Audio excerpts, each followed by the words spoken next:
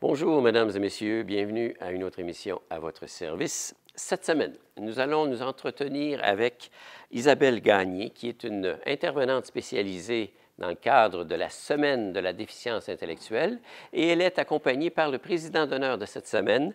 Son nom, c'est David Simard Rochefort. Nous allons également parler avec le président des paramédics de Charlevoix, le président du syndicat des paramédics de Charlevoix, en la personne de Emmanuel Deschênes, qui lui vient nous parler d'une réclamation faite dans les négociations qui est en soi l'horaire à l'heure. Et dans le cadre du G7, il va y avoir un test fait effectivement dans le cadre de cet événement majeur qui va se passer dans Charlevoix. Alors, je vous souhaite une bonne émission.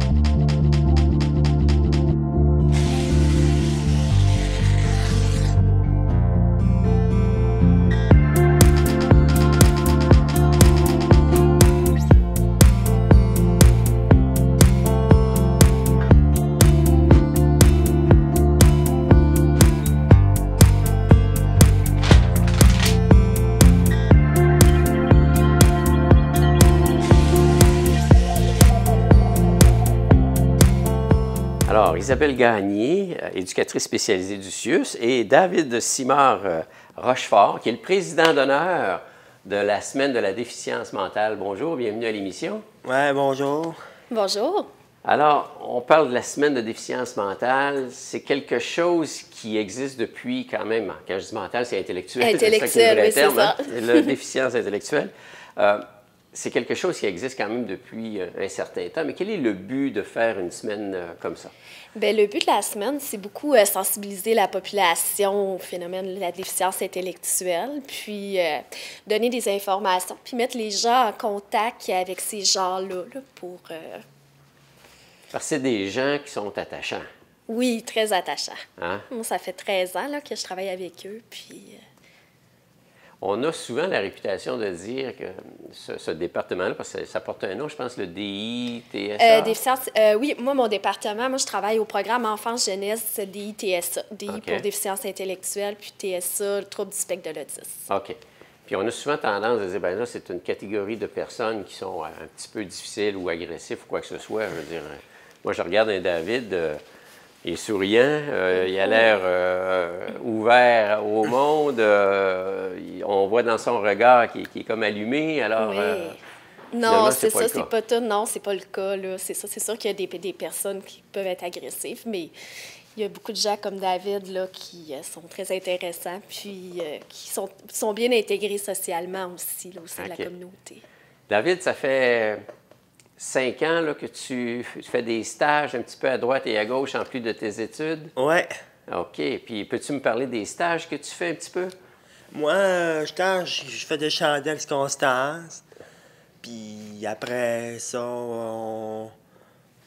Puis mercredi, je fais des chandelles encore. Oui, il y a 2 jours où David il va à la circonstance, puis c'est un centre de travail adapté.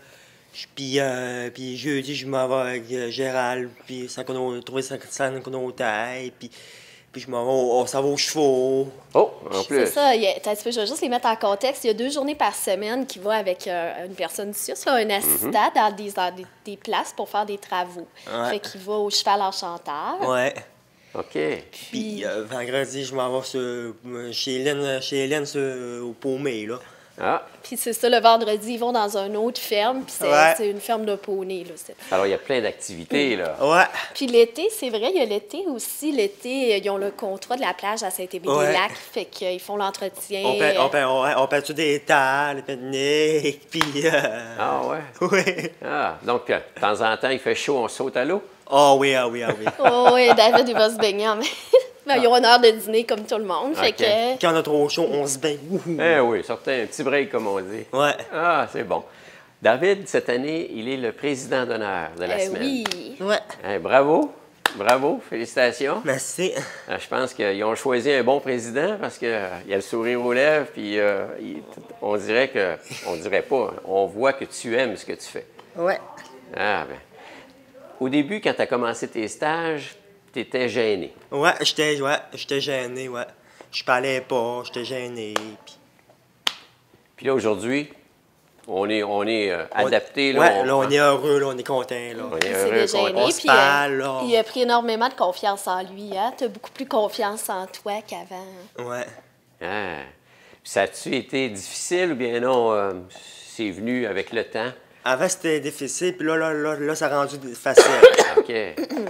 On a travaillé fort aussi. Hein? On a travaillé les habiletés sociales, la gestion des émotions, parce que David se fâche un petit peu des fois. Oui. Mais là, maintenant, ça Comme va tout le mieux. monde. Là. Tout le monde se Pas fâche de temps maintenant. en temps. Puis maintenant, là, Non. il se fâche plus. Non. Non? Il dit qu'est-ce qui se passe. Hein? Des fois, il n'est pas Ouais, content, quand ça va mais il pas, verbalise. quand ça va pas, je le dis, puis On en parle. tout est réglé, puis on s'en y a beau l'humeur. On communique. Ouais, c'est C'est ça. la meilleure façon de régler les problèmes. Ouais, ça plaît à ça. Hein? En tant que président, est-ce que ça l'amène à faire des choses particulières? Bien, il n'y a pas eu tant de tâches à part être présent là, dans les événements, comme il y a eu l'ouverture de la Semaine de la déficience. Il y a eu à parler un petit peu. Là. Ben oui. On avait un cocktail à l'IRDPQ la semaine passée. On n'a pas pu y aller à cause de la température. Puis là, il y a l'entrevue aujourd'hui. Là. OK. Puis être présent à certaines des activités de la semaine aussi. Tu es devenu une vedette, là. Ouais. Puis là, on n'a même pas passé à la télé encore. Imagine Tout le monde, il va me Ouais. garder de la télé. Ouais. Partout. Ben, la télé de Charlevoix. OK. Il va falloir lui demander un autographe, là. Ben oui, c'est Ouais, ça. pas au Québec. Là, Je suis sûre que tu vas te faire une blonde après ça. Ah, ben C'est vrai? Ça va être qui? Je sais pas. On va continuer l'entrevue. Ouais, on va voir ça. On va voir ça. À Avis suivre. aux intéressés. Ouais, c'est ça. Ouais, c'est ça. Tu étudies encore, Ouais. hein? Donc les études s'achèvent. Là, tu as 20 ans. À 21 ans, là, ils n'ont plus le droit d'être à l'école. Ils n'ont plus le droit. Non. OK. Parce que là, finalement, là, c'est l'école et les stages en même temps. Oui, c'est ça. David, il est d'un programme que, justement, il va à l'école, il fait des petits apprentissages académiques, mais c'est beaucoup axé sur l'autonomie puis le marché du travail. Développer des habiletés pour essayer là, d'intégrer un emploi plus tard. Puis, dans le fond, tu aimerais ça, quand ça va être fini, travailler dans quoi, David? Bataille Bafco.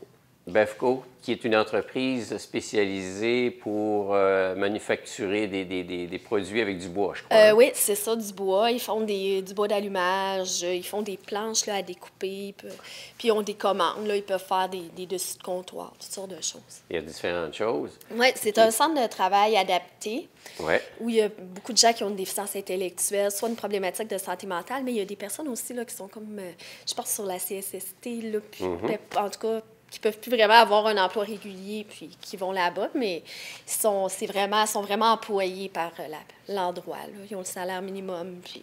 Ouais. Quelle est la plus grande satisfaction pour vous en tant qu'éducatrice spécialisée de travailler avec cette clientèle-là?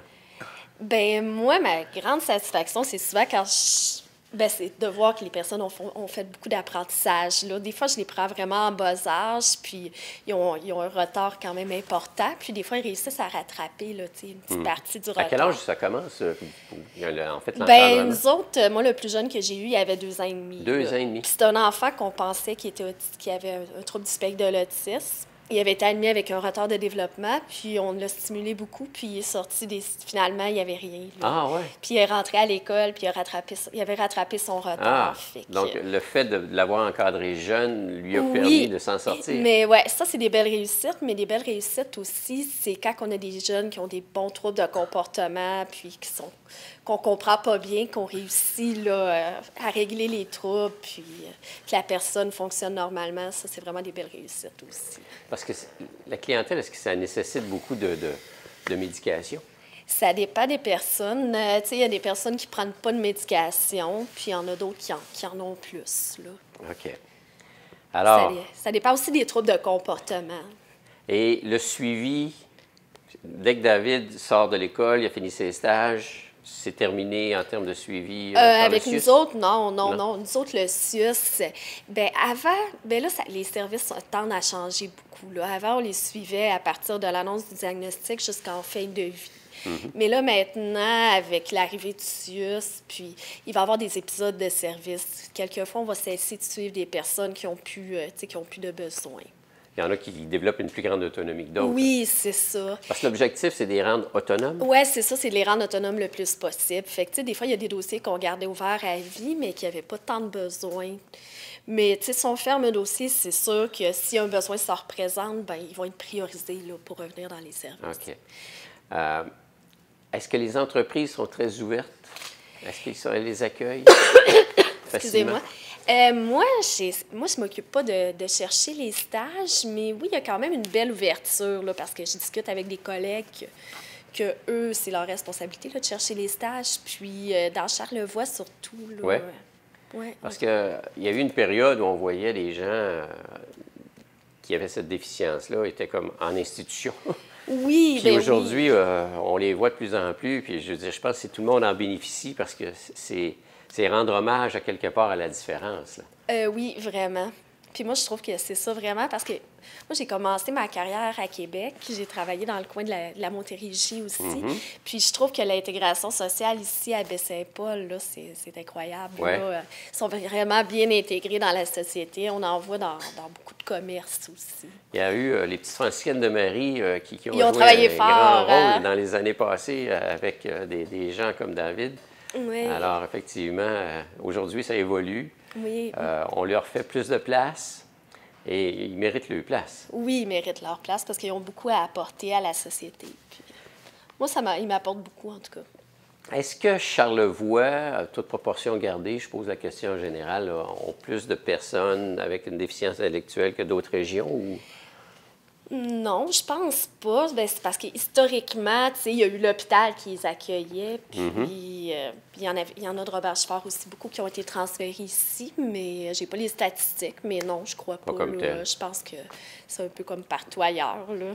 Ah. Je sais qu'ailleurs, comme dans les grandes villes, ils ont des listes d'attente pour entrer dans nos services. Nous, on n'en a pas. Là. Ben, c'est déjà encourageant.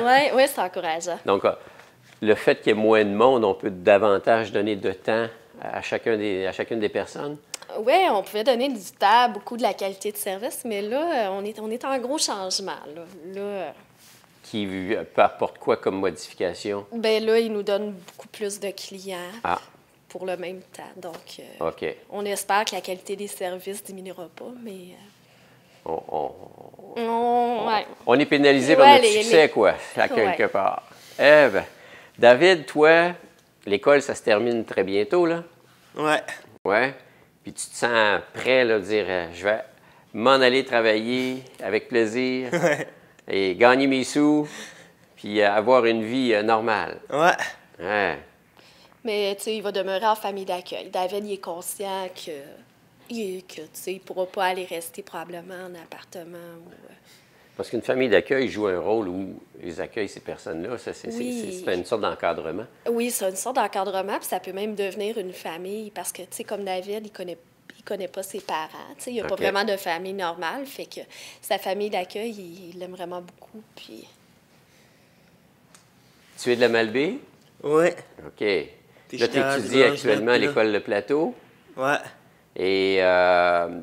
dans tes travaux, outre l'atelier circonstances, tu fais aussi du ménage à l'école? Ouais, on fait plus fantastique, ouais. Ah. Puis il y a d'autres activités aussi en dehors de l'école, puis des stages. Ouais. Le vendredi, dis-nous, qu'est-ce que tu fais de tes fins de semaine? Fin de semaine, samedi puis dimanche? Le vendredi soir, qu'est-ce que tu fais? Vendredi soir, vendredi soir, on va au RIS. Ah. Le RIS, c'est le regroupement pour l'intégration sociale dans Charlevoix. On fait l'activité, on fait casse-tête, puis... Bingo? Ouais. Oh, ouais, bien, il y a une programmation, hein, c'est jamais pareil. Des fois, on va à la maison au RIS pour souper là. OK. Joueur de poule aussi? T'aimes ça jouer au poule? Au billard? Ouais, des fois, des fois, au RIS, on va jouer au quai. Au quai? Ouais, des fois. Juste au quai aussi. Ouais, au billard, bien souvent, moi, j'ai plusieurs gars de l'âge de David. Fait qu'on se fait des dîners, on va chez Veilleux, puis on se loue une table de poule, puis... Ouais, à Noël, puis je les bats. Tu te fais battre par une femme. Je pensais qu'elle allait réagir plus, il y a pas. Et au pool, il y en a à l'école. Oui, à l'école aussi, il y en a une. Es-tu bon au pool? Aimes-tu ça? C'est-tu difficile? Ben oui. Ouais. Il est très agile, David. Ouais. Il y a les des sports talents. aussi, là, il avait même déjà fait de la compétition pour la course. Il était allé à Montréal aux Jeux olympiques spéciaux. Ah ouais, courir, la vitesse. Ouais, c'est un petit vite. Ouais. Es-tu sur des courses courtes mais rapides ou bien non, d'endurance pour courir longtemps? Non, après ça, m'a donné, on vient rapide. OK. Ouais, c'est ça, on fait. On s'amuse. Ouais, on varie le tempo. C'est super. Ben écoute, merci pour ta visite, David. OK. Je te souhaite une bonne chance dans ton avenir, dans ton futur. Merci. Beaucoup de succès à travailler, puis je vois que tes muscles, ils sont en forme. Ouais. Oui, il est fort. Moi, je tire plus au pain. Madame Gagné, ben, merci beaucoup Ben, aussi de merci votre visite. beaucoup. Et c'est en rencontrant des gens comme David qu'on démystifie tout ce qui se passe, puis qu'on change les perceptions, puis qu'on peut les accueillir, puis partager notre quotidien avec eux. OK. Merci beaucoup. Ben, merci beaucoup. Merci beaucoup.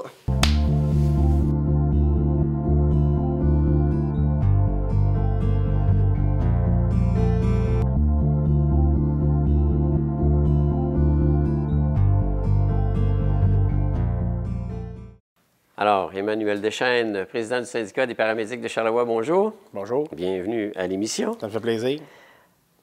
On vient d'apprendre, là, à cause du G7, que peut-être, là, on va tester, pas peut-être, on va tester effectivement une de vos demandes que le syndicat demande de plus en plus pour la région de Charlevoix, qui est un taux à l'heure, un horaire à l'heure, je ne sais plus trop comment on l'appelle. Là.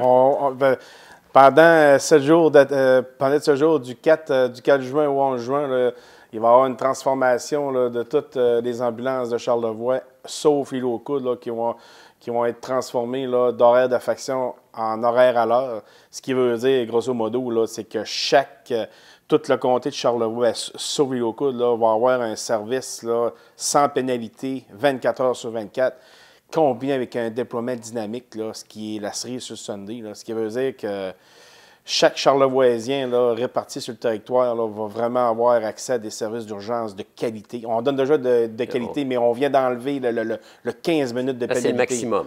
Alors là, avec ça, là, tu peux pas être plus. Là. On est au maximum. On est au maximum. Mais pour bien comprendre en soi qu'est-ce que c'est que l'horaire à l'heure versus l'horaire de faction, là, moi j'aimerais qu'on mette la table comme il faut. C'est quoi un horaire de faction? Un horaire de faction, là, c'est que la semaine de travail est répartie sur 15 jours, du lundi au lundi. Il y a une équipe de paramédics qui commence le lundi matin à 8 h et qui termine l'autre lundi à 8 h. Puis l'autre équipe embarque le lundi matin à 8 h pour terminer. Donc ça, c'est 24 heures sur 24 pendant 7 jours. 24 heures sur 24 pendant 7 jours. Ça, on appelle ça de la garde 24 heures sur 24. Puis les gens font 168 heures de garde, mais ils tombent en congé pour 168 heures de garde. C'est pour ça qu'il y a toujours une rotation une semaine sur 2. Fait qu'il y a toujours une équipe en fonction, puis une équipe qui est en congé. Okay. Et ça, les gens, pour grosso modo, l'horaire de faction, c'est que les gens, ils demeurent à leur maison personnelle ou dans leur logement, ils vaguent à leurs occupations personnelles. Et ils sont disponibles 24 heures sur 24. C'est-à-dire qu'à 10h10, bien, s'il y a un appel, le téléphone sonne et ils doivent se rendre dans l'ambulance.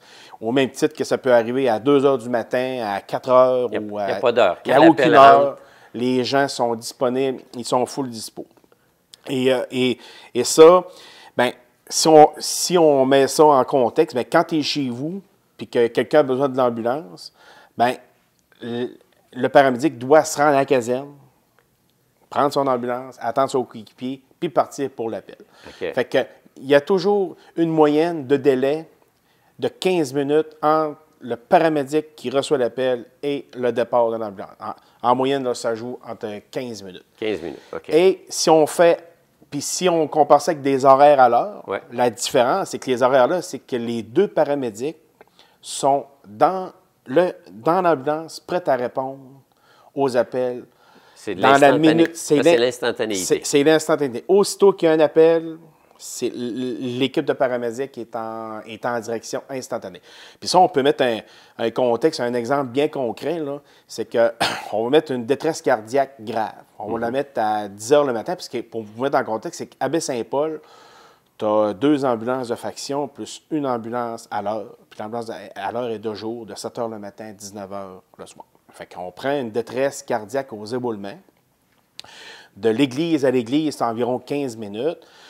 Bien, si à 10 h le matin, tu reçois un appel, si l'équipe reçoit pour une détresse cardiaque, bien, l'ambulance part immédiatement pour se rendre aux éboulements. 15 minutes de trajet, le patient est pris en charge. Le même appel, mais à 22 heures le soir.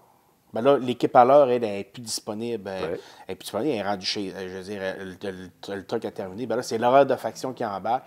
Ben, l'horaire de faction, eux autres, il faut calculer 15 minutes le temps qu'ils se rendent au camion. Tu sais, le temps de se lever, le temps d'aller aux toilettes, le temps de s'habiller, etc., etc. Fait que là, le même appel aux éboulements, bon, tu n'auras pas l'ambulance en 15 minutes, mais en 30 minutes. Fait que cette 15 minutes-là, là, c'est vraiment... Là, ça peut être la différence entre la vie et la mort. Exactement. C'est 15 minutes, là, ça a l'air pas long comme ça, là, mais quand tu es en urgence, 15 minutes est quand même assez... on perd la notion du temps. On perd la notion du temps, exactement. Le temps il ne se déboule pas rapidement, au contraire. Non, le temps ralentit. Mais ça, c'est un cas... Bon, Charlevoix, j'imagine que c'est le cas que l'on retrouve un peu autant sur la Rive-Sud, dans le bas du fleuve, où il y a moins de population. Si on compare l'horaire à l'heure versus l'horaire de faction, parce qu'en ville, ça n'existe pas un horaire de faction, à ce que je sache. Non, en ville, ça n'existe pas. C'est pas le même contexte. Il y a plus de population, il y a plus de camions aussi, il y a plus de gens. Tu sais, Charlevoix, on est 35 000 versus la ville de Québec qui sont plus loin de 400 000. Là. Mais c'est ça. C'est sûr qu'on ne peut pas mettre non plus des ambulances dans le fin fond de Saint-Urbain, dans le reste de Saint-Baptiste. Ça, on s'entend là-dessus. Là. Mais vraiment, la grosse ce qu'on revendique, nous, pour Charlevoix, c'est que c'est pas à cause que tu es dans Charlevoix que tu n'as pas le droit au même service qu'en ville. Là. On l'a déjà le jour. De jour, on l'a déjà le service avec l'ambulance. Mais ce qu'on veut, c'est faire la boucle du 24 heures. C'est quand on part du matin et on s'en va le lendemain matin, mais avec un service pour enlever la pénalité de 15 minutes. Ce qui veut dire que l'ambulance qu'on a de jour, qui est un horaire à l'heure, termine. Là, se termine. Tout de suite, il y aurait une autre ambulance qui embarquerait avec un horaire à l'heure, la même chose, et ça, 24 heures sur 24. C'est ça, exactement. C'est grosso modo, c'est nos revendications qu'on revendique au niveau de la négo, au niveau du service à la population. Je l'ai tout le temps dit, puis je vais le répéter, Charlevoix, on n'est pas des citoyens de deuxième ordre. Puis c'est pas à cause que tu décides d'aller t'établir à Baie-Sainte-Catherine. On comprend que c'est loin, mais...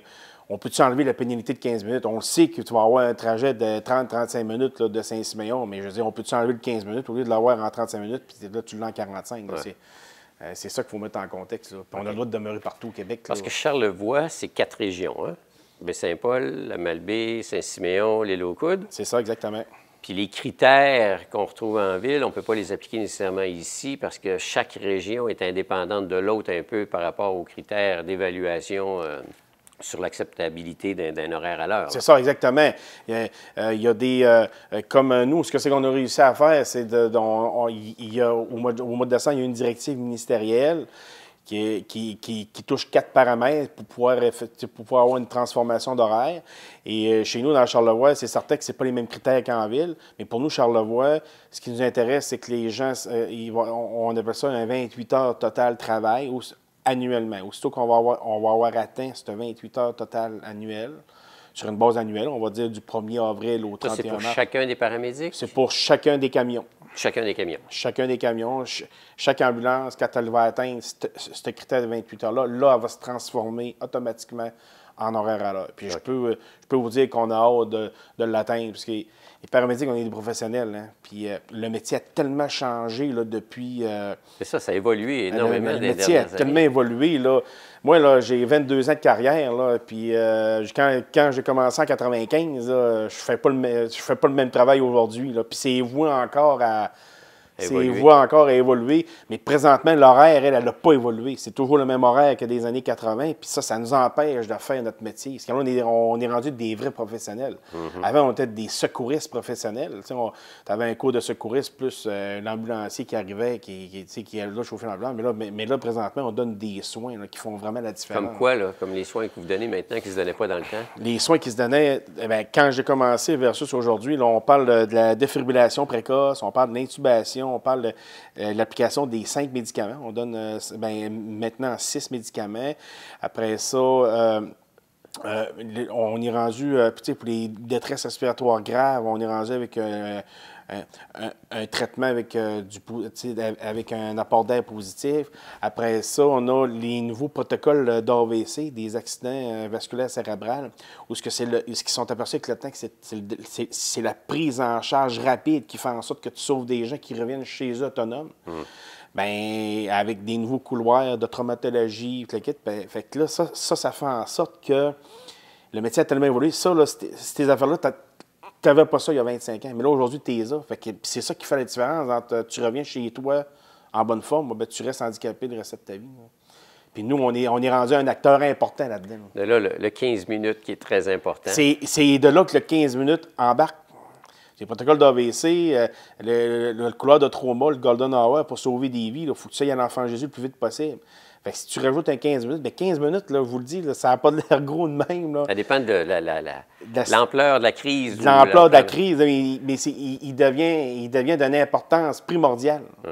Puis l'horaire d'aujourd'hui, l'horaire de faction n'est plus adapté à notre contexte professionnel. OK. Donc, de là, la demande de changer pour se mettre à jour, quoi. Bien, c'est ça, exactement. Puis ça va devenir, nous, les paramédics, on revendique dans le négo, mais il va falloir qu'à un moment donné, on va en faire une cause sociale. Il va falloir que les gens le demandent aussi. Je comprends que le métier... Le métier de paramédic, c'est un métier, on est comme dans l'ombre. Hein. Nous, on est comme des fantômes, si on peut exprimer ça. Parce qu'il n'y a pas d'ordre en soi ou quoi? Ou... Non, mais je veux dire, ce que je veux dire, c'est que le monde voit de l'ambulance passer, c'est pas moi, je n'ai pas besoin. Puis là, quand tu fais appel au paramédic, bien là, on arrive, on est comme...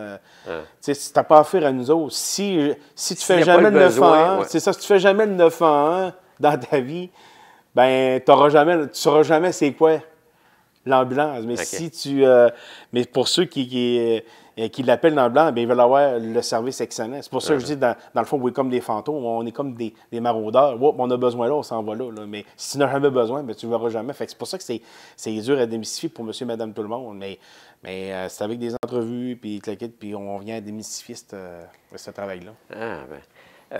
Dans les faits, là, on parlait de négo, c'est une des demandes principales de vos négociations. C'est pas mal terminé, les négos, à part l'horaire à l'heure? Bien, là, présentement, les négos sont terminés. On a eu la directive ministérielle que je vous ai dit en décembre qui vient baramer la transformation des horaires. Pour nous, Charlevoix, au printemps, on n'a rien. Mais on a espérance qu'avec les barèmes, qu'on puisse les atteindre. Puis on devrait...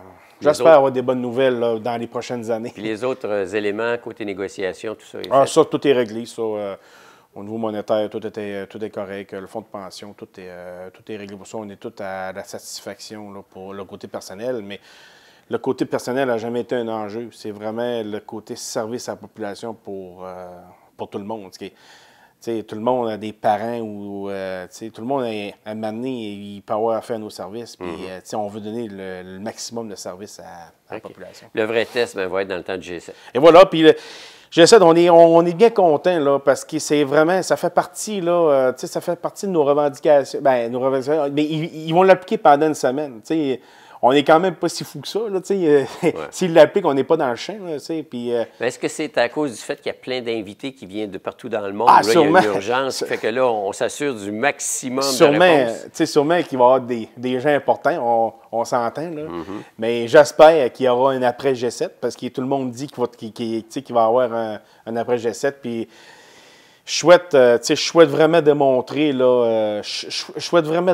dans cette semaine-là, que les gens de Charlevoix, là, ils vont vraiment avoir un service. Là, ça va être un service là, 100%. Là. Puis j'espère que ça va créer des petits, puis ça va avoir créé une graine là, pour que ça germe, puis qu'il y ait une fleur qui pousse suite à ça, puis qu'il y ait un après-G7, qu'on ait une transformation éventuellement. Là. Okay. Mais on travaille fort là-dedans aussi, là, c'est sûr et certain. Puis ça, c'est 100% des paramédics de Charlevoix qui sont impliqués là-dedans. Ah oui, ça va être 100%. C'est un événement historique qu'on a, là, fait que tout le monde s'implique à la tâche, puis oui, ça va être 100% des paramédics. Peut-être quelques-uns dans des heures qui vont venir, mais on devrait être bon pour donner pour déployer là, tout notre professionnalisme. On le fait déjà. Là. Vous êtes combien de paramédics dans Charlevoix? On est 45. 45 personnes? 45 personnes dans Charlevoix, oui, exactement. Pour desservir une population de 30 000, grosso modo, sur un vaste territoire. C'est ça, exactement. Fait que, puis, c'est ça, mais on a hâte à cette semaine-là. On a hâte pour vraiment démontrer. Ça demande-tu une préparation particulière? Non, bien, au niveau de l'ambulance, non, mais il va y avoir un peu de logistique autour, là,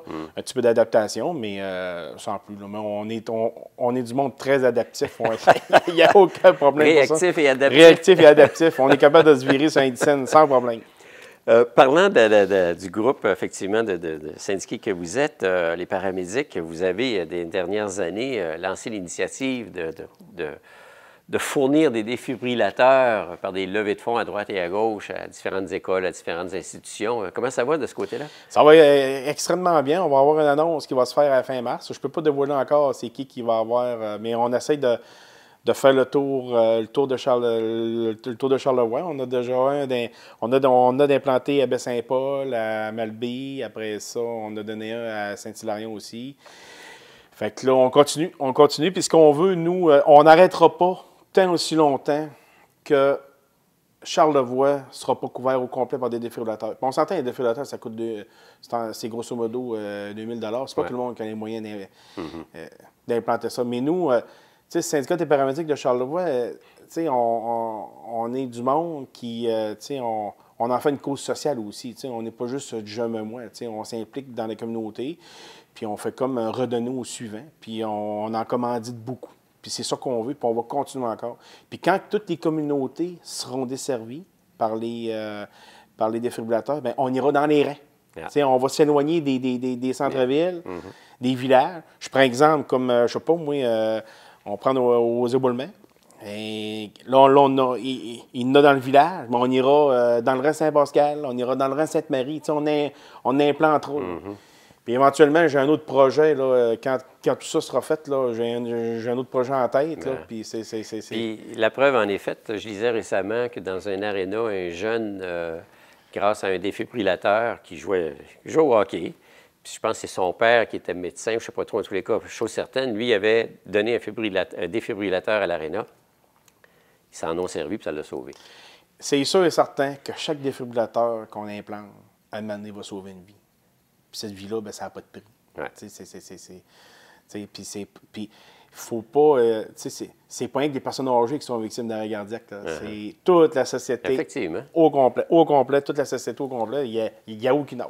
Ouais. Puis il y a même des gens qu'on dit qui sont en bonne condition physique, puis bang. Les courses. Mais on ne peut pas, par exemple, dans les gros marathons, tu en as toujours un ou deux qui décèdent d'un arrêt cardiaque.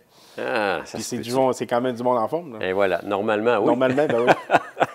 Au moins, ils sont en condition physique. Oui, au moins en condition. À partir de là. J'ai ouï dire aussi à travers les branches que les ambulances pourraient changer de couleur. Oui, il y a de l'air d'avoir un projet pilote là, qui a de l'air de se mettre en branle dans le coin de la Beauce. En tout cas, présentement, elles sont très belles. On les trouve très belles. Blanches, oui, c'est ça. Au lieu d'être jaune avec des stickers, là, c'est comme ils sont blanches, puis les stickers sont comme la couleur des anciennes du jaune. Jaune et bleu, fait que ils sont très belles. Soit-on que... Moins de peinture, plus d'argent de sauver, plus pour en mettre sur l'horaire à l'heure. C'est une roue qui... c'est une union qui se fait tout seul. Génial. Bien, écoutez, merci pour votre visite. Ça fait plaisir. Bon succès avec... l'équipage, dans le fond, de pourvoir les institutions avec des défibrillateurs. Oui. Puis bon test avec le G7 et l'horaire à l'heure. Soit-on un après G7 là, positif. Là, sérieux, là, c'est notre grand souhait. Puis on va démontrer tout notre savoir-faire dans ce G7-là pour montrer qu'on est vraiment des vrais professionnels. Puis s'il y a une personne qui est sauvée à cause de ça, bien, ça sera ça. Ça sera ça, parce que pour terminer, là, on sauve les vies de jour, on ne les sauve pas de nuit, très rarement. OK. Mais toutes nos vies sont sauvées de jour à cause des arrêts à l'heure qu'on a de jour. Ah. Fait que soit-on qu'il y ait un après, puis qu'on soit capable de couvrir 24 heures sur 24. À suivre. À suivre. Merci beaucoup. Ça fait plaisir.